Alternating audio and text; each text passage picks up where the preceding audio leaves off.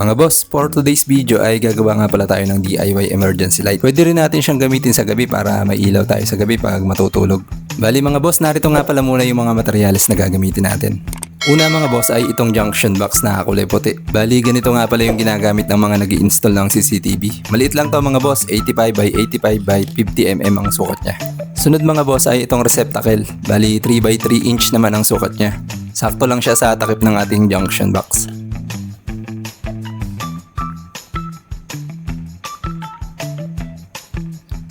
Sunod mga boss ay itong 32700 LiPo4 battery na ang power central. Bali 6500 mAh ang capacity niya. Kailangan din natin syempre itong LED bulb na 3.7 volts 5 watts. Mga boss, ilalagay ko nga pala sa description box lahat ng link ng materyales na gagamitin natin. Gagamit nga din pala tayo mga boss nitong charging module na TP5000 para ma-charge yung ating battery. Bali pag bumili kayo nito may kasama ng LED charging indicator. Syempre hindi pwedeng mawala ang 1S BMS. Protection kasi ito sa ating battery.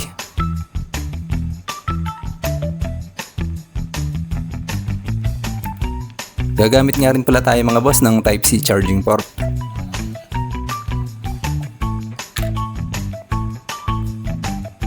Bali dito natin siya ilalagay.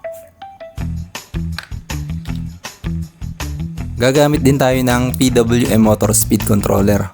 Bali ito pala yung ginagamit sa 12 volts DC fan. Pero pwede rin natin siyang gamitin sa ganitong ilaw para pwede nating hinaan o lakasan yung ilaw. Dito ko naman siya ipapwesto sa side na to.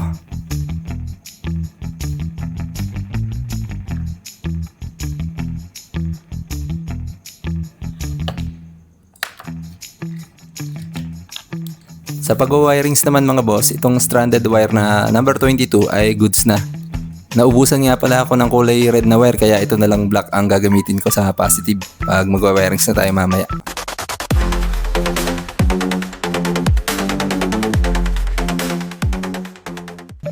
Okay mga boss, umpisa na natin. Dito muna tayo mag-start sa battery. Bali ikakabit ko nga pala muna yung BMS sa battery mga boss.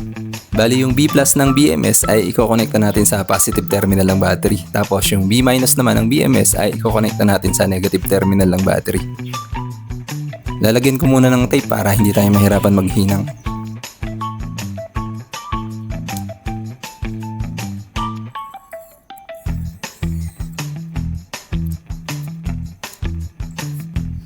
Ayan, balutan lang natin mabuti mga boss.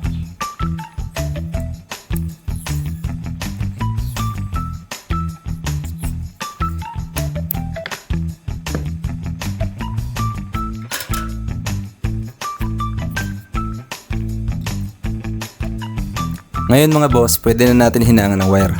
Siya nga pala mga boss, lahat ng materyales na gagamitin natin dito ay ilalagay ko sa description box at comment section yung link para hindi na kayo mahirapan maghanap.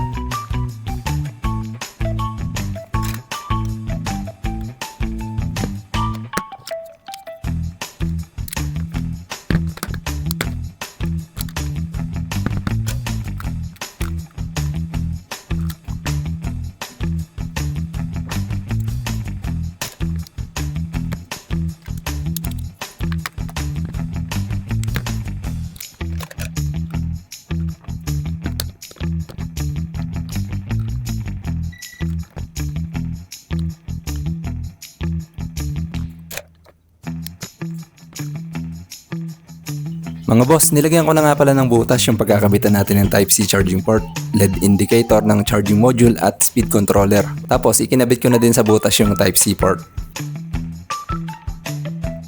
Mga boss, ang pagkakabit nga pala ng LED ay ganito. Kapag nakataob yung charging module, ipopwesto nyo yung mas mahabang paa ng LED sa bandang ibaba ng module, kagaya ng nasa video. Gayahin nyo na lang yan mga boss. Bali, pag charging siya, nakailaw yung LED niya ng kulay pula. Tapos pag full charge na, magiging kulay green na yung ilaw niya.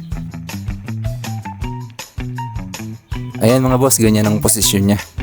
Ihihinang natin to mga boss.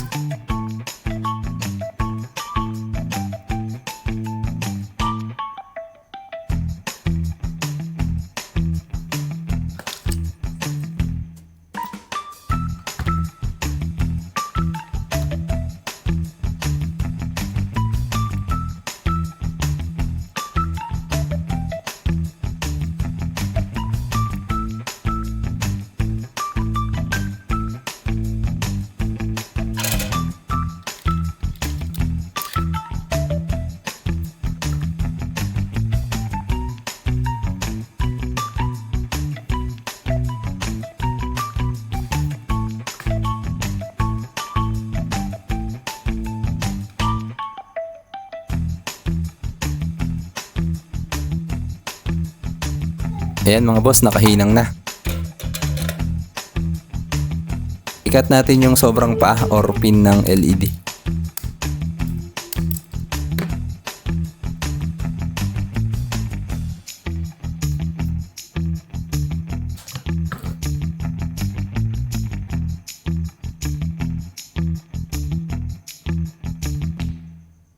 Ayan mga boss, dito naman tayo sa isang side ng module, yung may 4 na butas.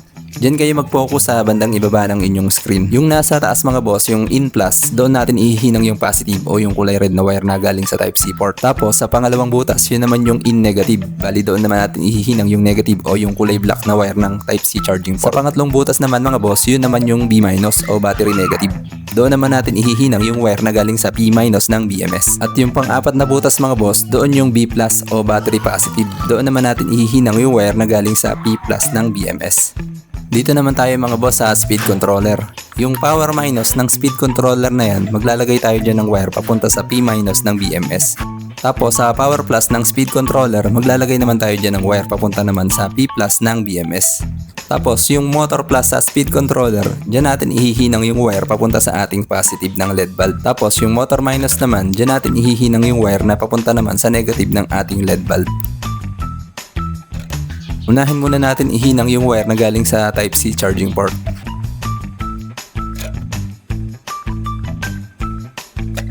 Oo nga pala mga boss, nakalimutan natin kaninang itest kung may output ba yung BMS. Kaya itetest muna natin ngayon gamit ang ating tester. Bali, iset lang natin to sa DC. Ayan, may karga lang na 2.9 volts yung ating battery.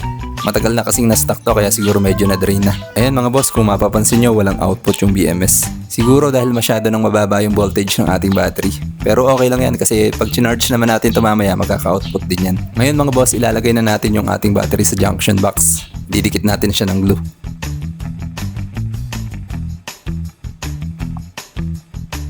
Ayan, dikitan lang natin mabuti mga boss.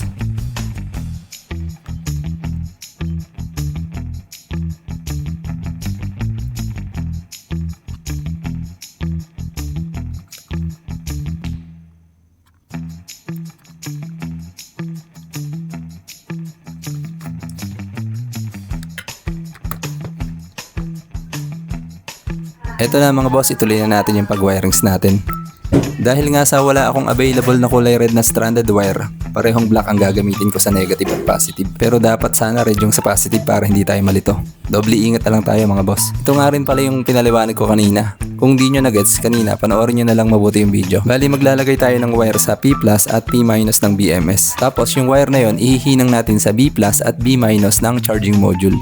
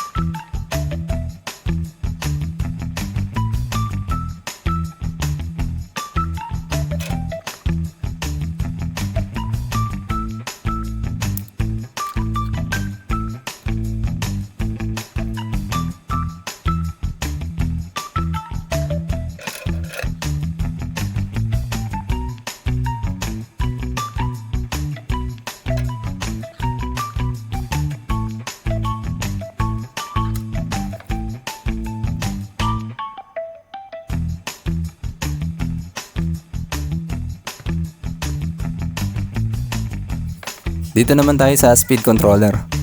Maglalagay tayo ng wire sa motor plus at motor minus papunta sa positive at negative ng LED bulb.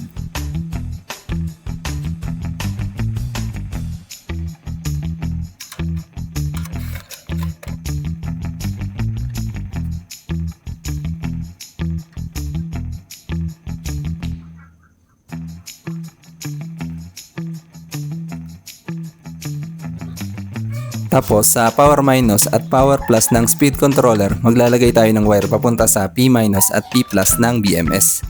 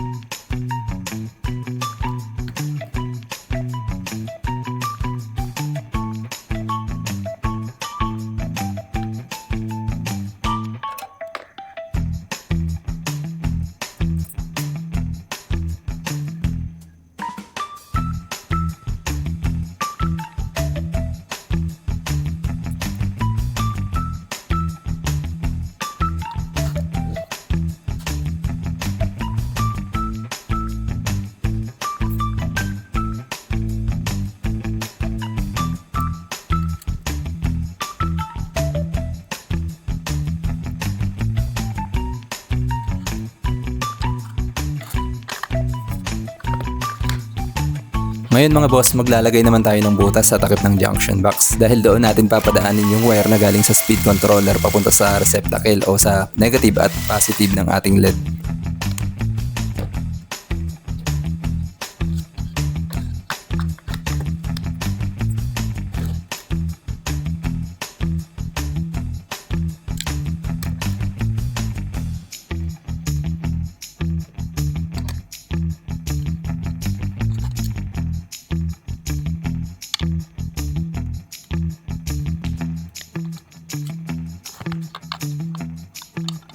Ibubuhol ko yung wire na galing sa motor plus para hindi natin mapagpalit. Ngayon mga boss, dito naman tayo sa receptacle. Para malaman natin kung alin ang positive, silipin nyo yung butas na yan. Yung nasa gitna na yan, yung positive. Tuntunin nyo lang sa likod kung alin yung karugtong niya at doon natin ilalagay yung positive wire na galing sa motor plus. Tapos yung isang wire sa negative na syempre. Iipitin lang ng tornilyo yung wire mga boss. Siguraduhin lang natin na mahigpit para hindi magkaroon ng loose contact.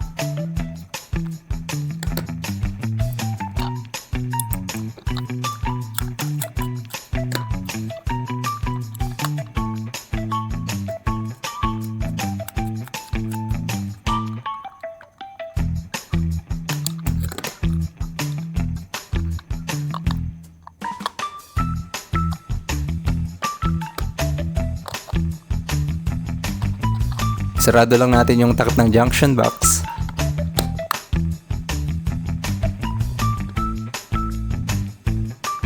At pagkatapos, pwede na rin natin itornilyo yung receptacle sa takip ng junction box.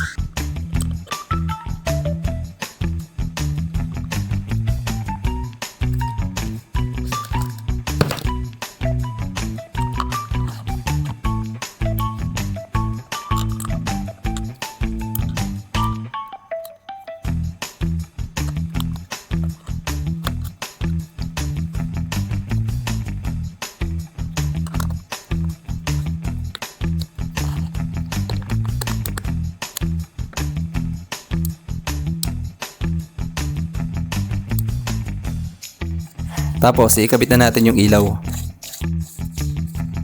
Tapos, i-on natin yung speed controller. Napansin nyo ba mga boss, hindi umilaw? Kasi nga walang output yung ating BMS. Kumbaga tulog siya. Nag-protect dahil nga low voltage yung ating battery. Ganyan lang ang gawin niya mga boss pag walang output yung BMS. I-charge na lang siya. Ngayon, meron na siyang output. Ayan mga boss, umilaw na siya. Okay na to.